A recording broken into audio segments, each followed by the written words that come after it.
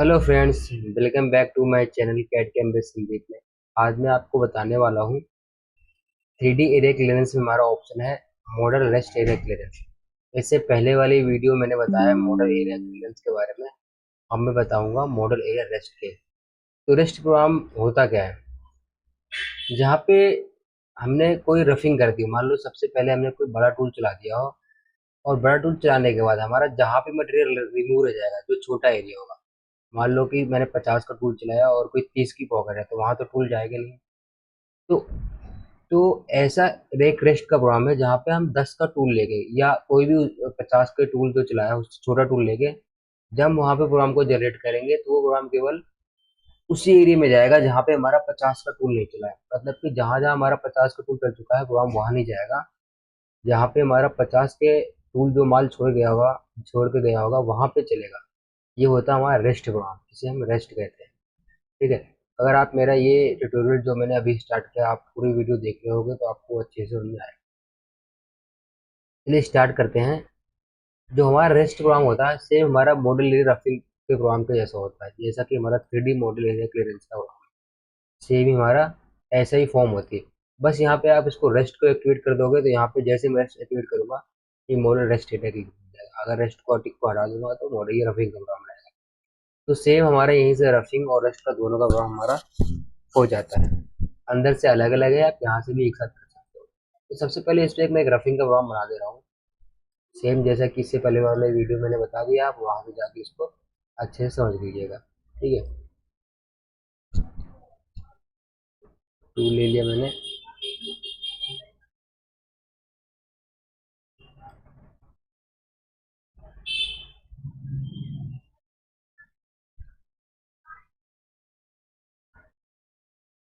ये सब सेटिंग कैसे करते हैं तो मैंने इससे पहले वाली वीडियो में डाल दिया है, आप वहां से जाके इसको देख लीजिए। स्टेप वो डाल देंगे यहाँ पे रेडियल और एक्सल थिकनेस आपको कितना माल छोड़ के चलाना है वो आप यहाँ पे डालते हैं। टूल से हमारे स्टेप हो गया, कितना कट देना है। कट में जा दे रहा हूँ क्योंकि हमारा जॉब ये काफ़ी बड़ा है तो टाइम लग जाएगा प्रोग्राम बनाने में। मेंटेन का डायरेक्शन को ऑफ करेंगे, क्यों करते हैं तो इसमें पहले वाली वीडियो में मैंने बता दिया है। ठीक है। अब मैं है इसको कैलकुलेट कर रहा हूँ। ये हमारा रफिंग का प्रोग्राम। ठीक है, ये हमारा रफ का प्रोग्राम बन चुका है। अब ये प्रोग्राम तो मेरा बन गया। ठीक है। आप इसकी कुछ सेटिंग करते रहे।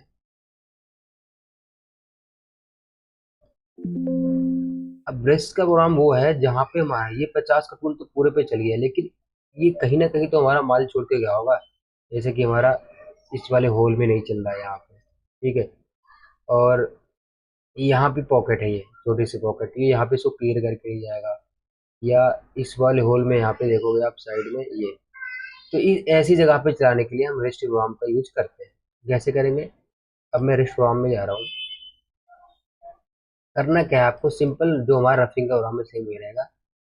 यहाँ पे आपको रेस्ट के प्रोग्राम को एक्टिवेट करना है। रेस्ट के प्रोग्राम को एक्टिवेट करने के बाद आपको बताना पड़ेगा रेस्ट प्रोग्राम में कि इससे पहले हमारा जो प्रोग्राम था वो कौन सा था। जो इससे पहले हमारा प्रोग्राम था ये था, एक नंबर, वो 50 का टूल। ठीक है। तो मैंने यहाँ बताया जो हमारा प्रोग्राम चल चुका है वो 50 का टूल चल चुका है पहले। ठीक है। अब जो चलेगा मैं यहाँ पे उसको डाल दे रहा हूँ। मैं 18 का टूल चला रहा हूँ। ठीक है।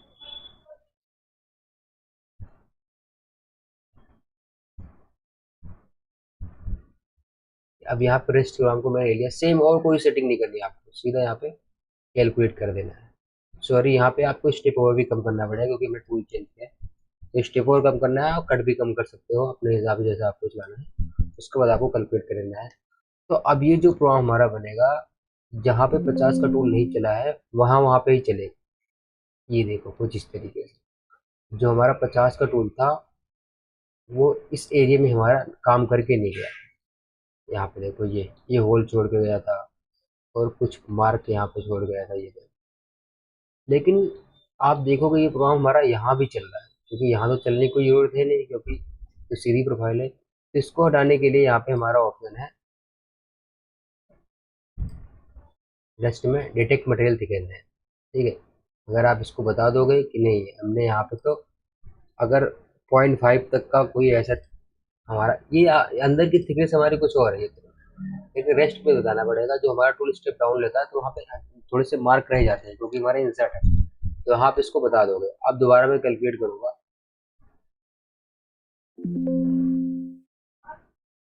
तो ये देखो जो यहाँ इस एरिया में प्रॉब्लम चल रहा था वो हट गया, यहाँ पे चल गया। तो इस तरीके से इसका यूज होता है। अब मैं इसको डिटेल में समझाने वाला हूँ, ठीक है। अब मैं इसको सेटिंग में चलता हूँ।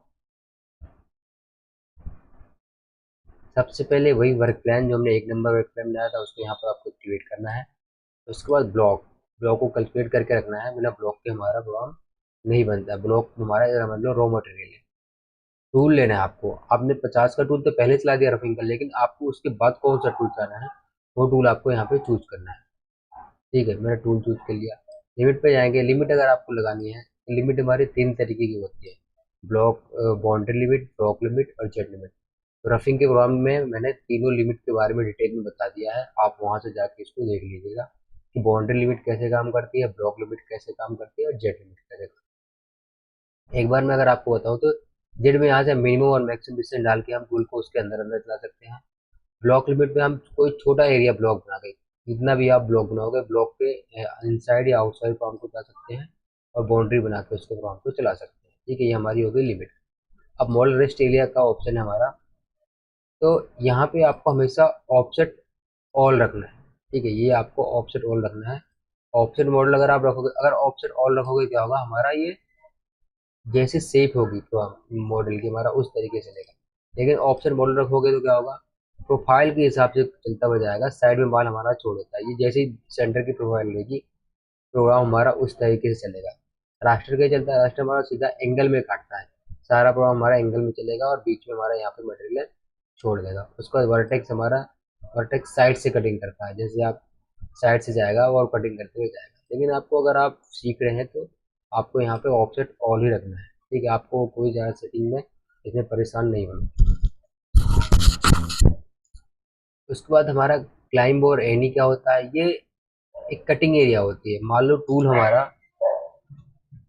टूल ऐसे चल रहा है इस साइड को और रैपिड हमारी इधर को जा रही है, तो वहां पे हमारा होता है क्लाइंब।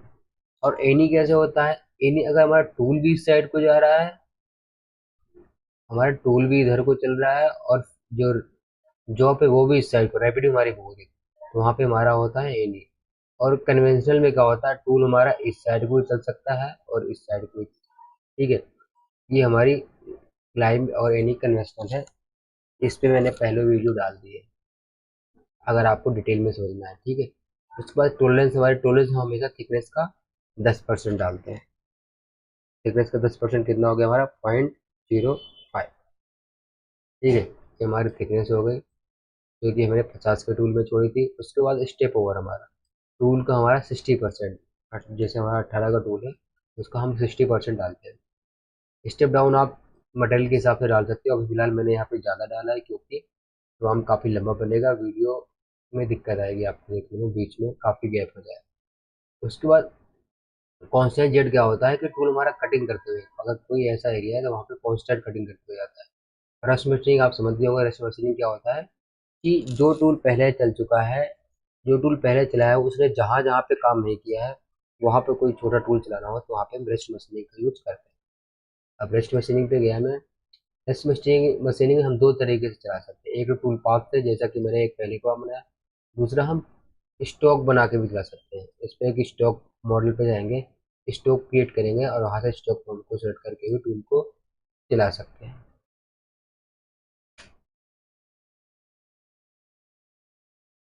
उसके बाद हमारा इसमें ऑप्शन है ऑफसेट। ऑफसेट में आपको क्या करना है, अगर आपको स्पाइरल में कंटिन्यू कट लेके चलना है तो यहाँ पे आपको स्पाइरल को ऑन कर देना है। ठीक है, बाकी और कोई सेटिंग इसमें छेड़नी नहीं है। इसे था जैसे हमारा रफिंग में चला है वैसे चलाएंगे। स्टेप कटिंग क्या होती है, स्टेप कटिंग हमारा, जैसे कि ये प्रोफाइल है, यहाँ पे टूल क्या हुआ, टेपर में है। ठीक है, हमारा जॉब जो है टेपर में। अब यहाँ पे टूल जब चलता है तो कट लेने के बाद यहाँ पे मार्क छोड़ जाएगा एक, क्योंकि एक पार्ट यहाँ चलेगा फिर नीचे चलेगा, तो उसके बीच में जो हमारा मटेरियल रहेगा वहां को रिमूव करने के लिए यहाँ पे हमारा स्टेप कटिंग का ऑप्शन किया गया है। स्टेप कटिंग कैसे चलती है, आपने ये जो कट दिया है 5 mm का कट दिया है, उसके बीच में जो कट चलेगा वो कितना चलाना है, 0.2 का चलाना है, या 1 mm का चलाना है। ये जो स्टेप कटिंग है ये हमारी इस कट के दो कट के बीच में चलती है। जैसे कि हमारे ये दो टूल कट चल रहे हैं, एक ऊपर एक नीचे, इसके बीच में डिस्टेंस कितना है, 5 mm का, ये वाला है। तो इसके बीच में जो हमारा और टूल चलेगा, अगर यहाँ पे स्क्रॉल करोगे तो 1 mm कट यहाँ पे भी चलेंगे। ये हमारा स्टेप कटिंग होता है। और इसमें इसको हम फीड भी बढ़ा सकते हैं, क्योंकि यहाँ पे पहले एक बार टूल ऊपर चल गया है, नीचे चल गया है, इस तरीके से इसके बीच में ज़्यादा मटेरियल होगा नहीं, तो हम इसकी यहाँ पे स्पीड भी बढ़ा सकते हैं। जो आप बाहर स्पीड डालोगे वो तो ऑटोमेटिक प्रोग्राम में चलेगी, लेकिन स्टेप कटिंग में आप इसकी अलग अलग फीड डाल के चला सकते हो। मतलब कि जब ज़्यादा मटेरियल काटेगा तो कम फीड रहेगा, और जब स्टेप कटिंग का यूज करेगा तो आप जितना आप परसेंटेज डालोगे उतना ही परसेंट हमारी फीड बढ़ जाती है। उसके बाद हमारा वॉल फिनिशिंग का ऑप्शन है। वॉल फिनिशिंग क्या है कि कोई पॉकेट है इसमें, मान लो ये वाला जो हमारा होल खुला है, ठीक है। अब वॉल फिनिशिंग यहाँ पे क्रिएट कर दूंगा, तो फाइनल स्टेप ओवर में हमारा फाइन स्टेप करेगा तो 1 mm पीछे हट के देखो, मैं एक बार करके दिखाता हूँ। कैलकुलेट किया मैंने।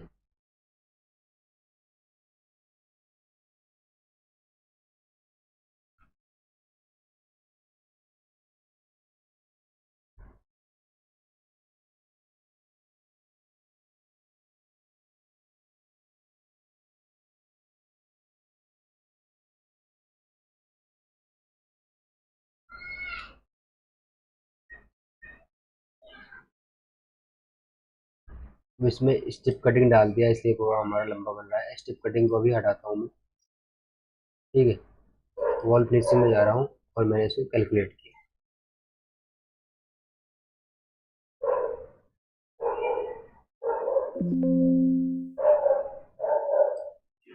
अब यहाँ देखोगे जो हमारा फाइनल कट चल रहा है उसके बाद भी हमारा एक कट चल रहा है, इसके बीच का डिस्टेंस कितना है, वो जो हमने यहाँ पे डाला है 1 mm का है। टूल हमारा जाएगा 1 mm पीछे हट के चलेगा, लेकिन फाइनल जब कट लगाएगा तो 1 mm लगाएगा। ये हर बार चल रहा है, जितनी बार चलेगा। लेकिन आप बोलो कि हर बार नहीं चले, जितनी बार टूल चल रहा है ये बहुत टाइम लग जाएगा। ये कॉल हमारा फाइनल में चले, जब लास्ट कट हो सबसे नीचे वाले जो हमारा टूल बिल्कुल प्रोग्राम को पूरा करने वाला हो, नीचे वाले, बस वहां पे एक फिनिशिंग कट लग जाए। तो आप यहाँ से इसको कैलकुलेट करोगे तो क्या होगा, ये सारा हमारा और ऊपर चढ़ जाएगा, केवल फाइनल कट में ही रहेगा। अब यहाँ से टॉप व्यू में दिखाऊं मैं, ये देखो टॉप। अब देखो ऊपर तो हमारा केवल एक ही पाथ में चल रहा है, ये देखो यहाँ, लेकिन नीचे जाएगा तो एक पाथ और ऐड हो गया इसमें।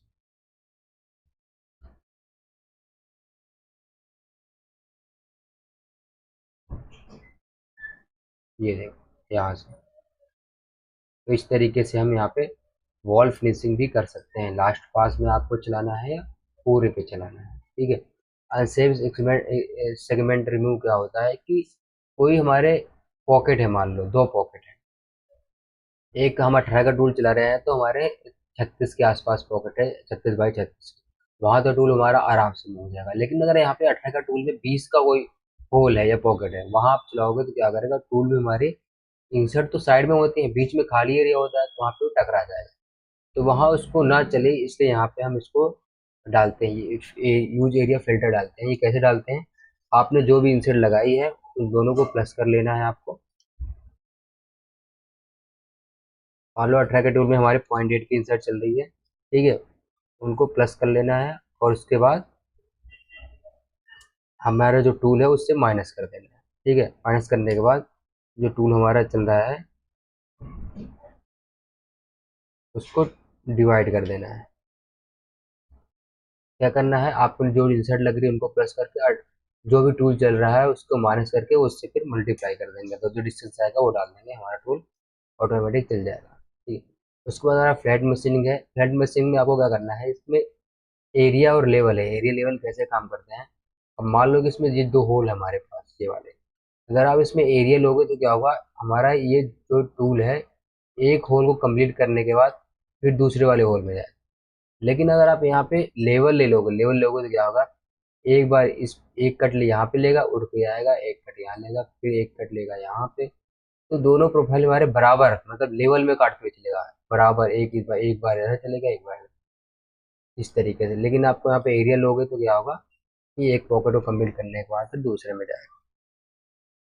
हाई स्पीड हमारा कॉर्नर के लिए होता है। आप मान लो कि कोई पॉकेट है और उसमें वहाँ पे शार्प है, वहाँ पे कोने में यहाँ पे टूल आएगा तो हमारा आवाज़ करेगा, तो वहाँ पे आप उसको स्मूथ घुमाने के लिए, रेडियस डालने के लिए यहाँ पे आप डिस्टेंस डाल दोगे तो टूल हमारा आराम से वहाँ पे, मैं दिखाता हूँ आपको।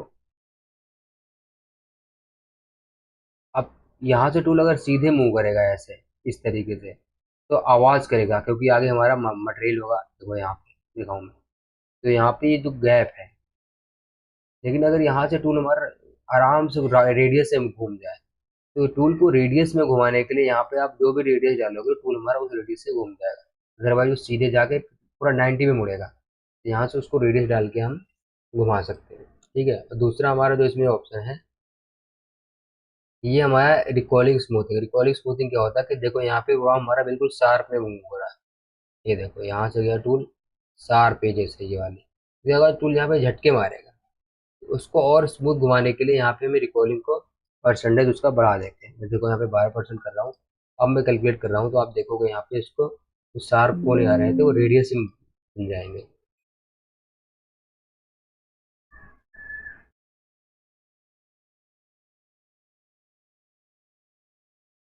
कुछ इस तरीके से, ये देखो यहाँ, क्योंकि प्रोफाइल छोटी है इसमें इसलिए ये दिख रहा है ये। तो इसका यही होता है, यही होता है हमारा। उसके बाद हमारा स्ट्राइट है और स्मूथिंग है। ये स्ट्राइट स्मूथिंग क्या है कि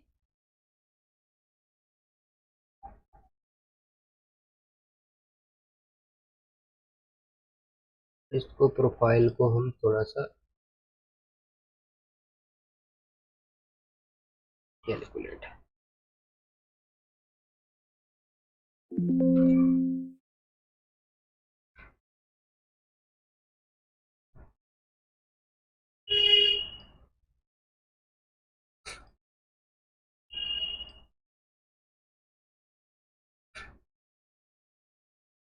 इसमें हमारा अभी टूल सही घूम रहा है। वरना स्ट्राइड और स्मूथिंग क्या करता है कि टूल को जो कई बार क्या होता है, टूल काफी बार घूमता है एक ही जगह पे, ऐसे घूम के चलता है। अगर आपने स्मूथ किया वहां पे, अगर आप स्ट्राइड कर दोगे तो हमारा टूल बिल्कुल सीधे चलेगा, कुछ इस तरीके से। स्ट्राइड और स्मूथ का ये फर्क है। उसके बाद हमको इसमें कोई ऑप्शन छेड़ना नहीं है, वो हमारा ऑटोमेटिक बाई डिफॉल्ट डला रहेगा। आपको रैपिड मूव में आना है, आपको वर्क प्लान चूज करना है, टूल को सेफ पॉइंट कहाँ पे लाके रोकना है वो यहाँ पे डालना है। जैसे कि यहाँ पे ये इस वाले पॉइंट से 10 एम ऊपर डाल रखा है मैंने। अब टूल हमारा जो प्लंज करेगा वो 10 एम से करने के बाद करेगा। ठीक है, वो डालना है। उसके बाद जो कटिंग करेगा टूल, कटिंग करने के बाद ये से ये कटिंग करेगा, यहाँ से जो उठ के जाएगा वो कितने जाएगा वो डिस्क्रिप्शन में यहाँ पे डालते हैं ये। ठीक है, टूल जो हमारा प्लंज करेगा तो आराम से, क्योंकि यहाँ पे माल रहेगा। उसके बाद फीड में हम यहाँ डाल देंगे, फीड ऐप में हम डाल देंगे आपको जो फीड ऐप चाहिए है। और लिंक में हमेशा आपको फर्स्ट चॉइस में स्कीम, सेकंड में स्कीम और थर्ड में एग्रीमेंट रखना है। ठीक है, ये होते हैं हमारे रेस्ट के प्रोग्राम। अगर आपको इसमें कोई दिक्कत लगती है तो प्लीज़ बताइएगा। एक बार फिर मैं आपको बता दूं कि रेस्ट के प्रोग्राम हमारा जो बड़े टूल के डायमीटर जहाँ पे नहीं चलते वहाँ पे चलाए जाते हैं, तो वो हमारा टाइमिंग बचा देते हैं सेविंग करके। तो मेरे इस वीडियो में इतना ही। थैंक यू मेरे को देखने के लिए।